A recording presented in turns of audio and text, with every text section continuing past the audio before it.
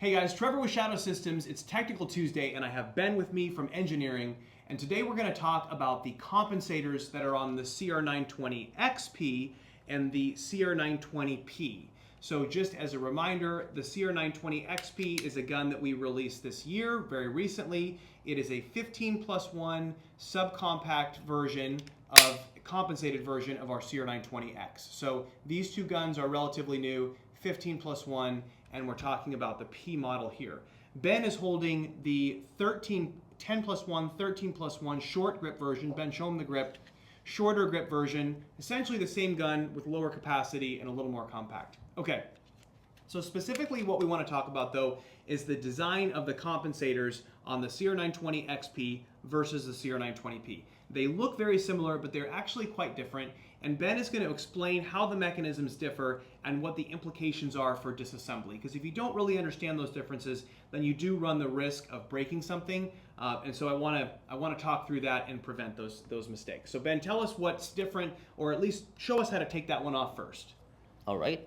So as we've shown in previous videos, the CR920P compensator is removed by first removing the slide, removing the guide rod, and then using a tool to depress a little plunger inside of this hole right here. So you push it forward, and then the latch swings open, and the compensator comes right off. Right. So you'll notice, of course, that he used a tool to take it off. And that tool was specifically being used to remove, or rather to depress, that little tiny plunger that lives in this hole. So it was accessed from the side and then pressed down during disassembly. Okay? All right, on the CR920XP, we don't need the tool. So again, guide rod comes out, and this time the latch has no plunger to lock it, so it can be opened with thumb pressure usually, or if you want to use the tool, you can use the tool for some extra leverage, but it's really not required because there's no plunger to depress. So we'll put them side by side, and you'll notice, of course, that they look very similar. It's easy to see how people would assume that they're the same design. Okay, so why does one have a plunger and one not have a plunger, Ben?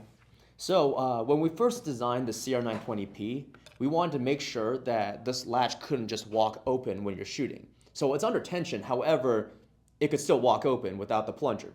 So as a result, we added the plunger so that it's a mechanical lock, so you cannot open it unless the plunger is depressed. Right. And you eliminated it with the newer gun. How? On both of these compensators, if you look carefully, you'll notice that there's actually a threaded pin. You see it right in that hole? That pin, a lot of people don't know, is actually a tension pin. So what it does is that it lives in a little slot in the lock that's actually spiraled inwards. So when you close the latch, it creates tension against the lock so that the lock is pulling the compensator body into the barrel, and that gets rid of all the play.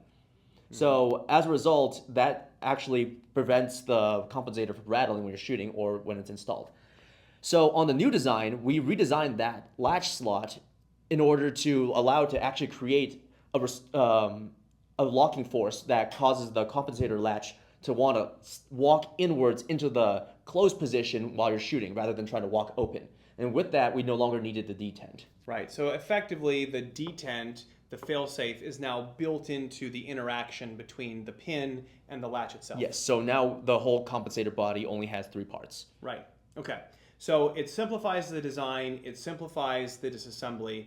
There were a few other changes to the latest version. I'll show that to you here. So this is the CR920XP, and if you look closely, there are some differences. So it is actually a little bit shorter, and it's also heavily reinforced at the front. And we did that because there are a few additional muzzle devices, heavier compensators with a larger port or with multiple ports that we have been considering and have prototyped. And so that just necessitated basically beefing up this area of the barrel and making it a little bit more compact. And by the way, let us know if you're interested in seeing other versions of the compensators that perhaps do a little more compensation or maybe a little bigger.